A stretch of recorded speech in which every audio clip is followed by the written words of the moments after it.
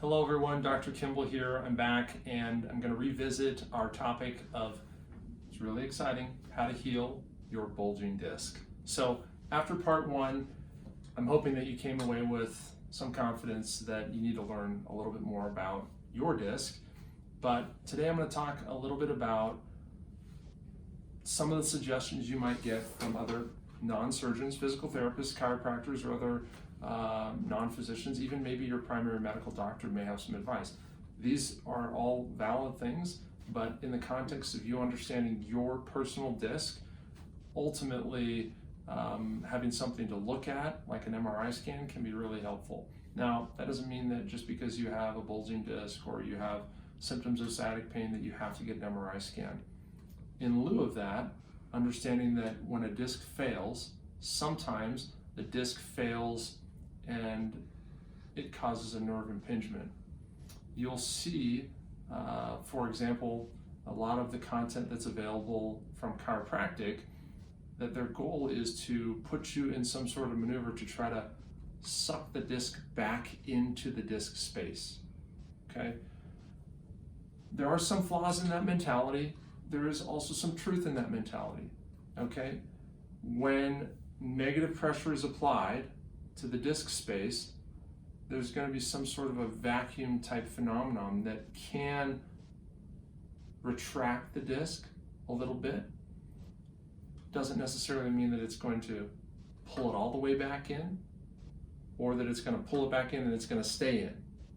I would say that it's unlikely that it's ever going to pull it back into place and that disc is going to stay in that position. The reason why is because for there to be a disc herniation in the first place, there has to be some sort of injury or tear to the outer layer of the disc, that fabric like substance that we call annulus. So once there's been a tear or a defect or a stretching of the annulus, like an asymmetric stretching of the annulus to one side, that annulus, it's like if you had a t-shirt and you're a kid and you had this t-shirt and you just stretch the neck out, it's pretty hard to get it to come back, okay? Yeah, you can sometimes wash it, put it back in the dryer, and it'll come back. But sometimes when you stretch that fabric, it's always stretched, and then it's always that t-shirt you never want to wear because you stretched the neck out that one time, right? That's literally what happens to the annulus in your spine or in your disc.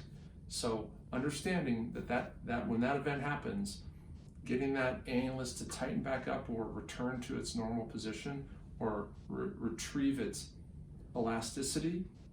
Imagine the elasticity on one of your pairs of shorts or something like that. Once you stretch the elastic, it's kind of stretched and it's torn. All right, it's the same concept. So you can create a negative pressure in the disc by some sort of distraction or extension maneuver.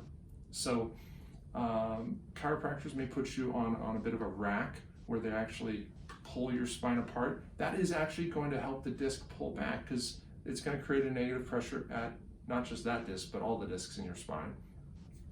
And I don't think that that's necessarily unhealthy to do. And it may actually make your leg or back pain feel better temporarily while you're in that position. Another way to perform this distraction or negative pressure is through an inversion table. I think those are just fine. They provide relief. They actually take pressure off of the disc. Some people get relief of leg pain when they're on an inversion table or on a traction table, and then they complain the minute they stand back up, the disc, causes pressure again or causes pain on the disc again.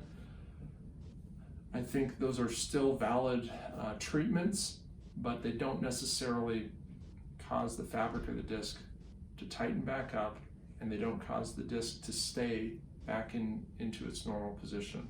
Other maneuvers that you could consider to create negative pressure in the disc is a Mackenzie maneuver, where essentially you lay on the ground on your stomach and provide this extension of the spine. You hold that position. That's another way to pull the disc apart and create some negative pressure that can actually pull the disc back into position. The second way is to actually find some sort of a pull-up bar or something like that, reach up and hold onto the bar, and then just allow your pelvis and everything else to totally relax. Take your feet off the ground. That's another way to create, it's a very simple way at home to create a traction, so you don't necessarily need a traction table for that. And that can take the pressure off your spine, the discs, but also create a negative pressure that can pull the disc back temporarily. So all these maneuvers, Dr. Kimball, why would you even recommend any of those maneuvers if it's not permanent? Well, anything that's going to take the pressure off the nerve and make it feel better is potentially going to give you some relief.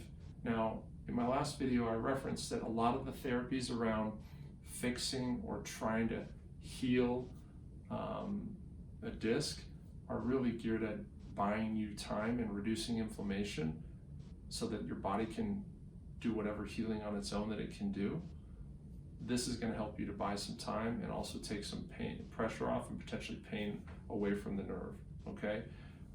Chiropractors really like to talk about centralization. So when your pain is in your leg, or it starts in your leg and then travels to your back, they actually think that's a really good sign. I think that that centralization phenomenon is just a natural progression of the nerve, of the disc failure. Typically people will feel some pain, then they get the leg pain, and then if that leg pain cools off, the pain generally comes back to the back. That's typically how it works. It doesn't necessarily mean that your disc has healed though. So this is part 2. We'll move on to part 3. I've got much more to tell you about how to heal your bulging disc.